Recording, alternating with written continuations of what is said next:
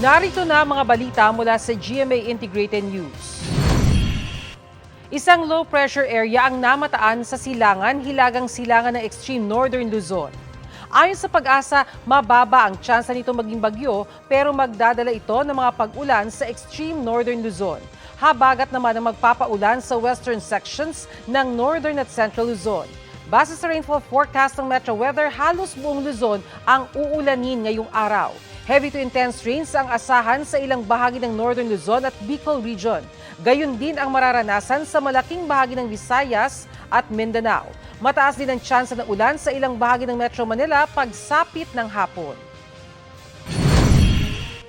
Narito naman ang iba pang balitang binabantayan ng GMA Integrated News. Mga nasawi sa lindol sa Morocco umakyat sa mahigit 2,000. Walang Pinoy na naiulat ng saktan o nasawi ayon sa Embahada ng Pilipinas doon.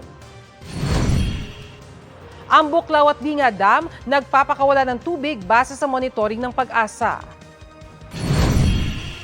At Pinay na gumamit umano ng peking passport na nabili nito mula sa TikTok na harang ng Bureau of Immigration. Para sa mas malaking misyon at mas malawak na paglilingkod sa bayan, ako po si Bernadette Reyes ng GMA Integrated News, ang News Authority ng Pilipino.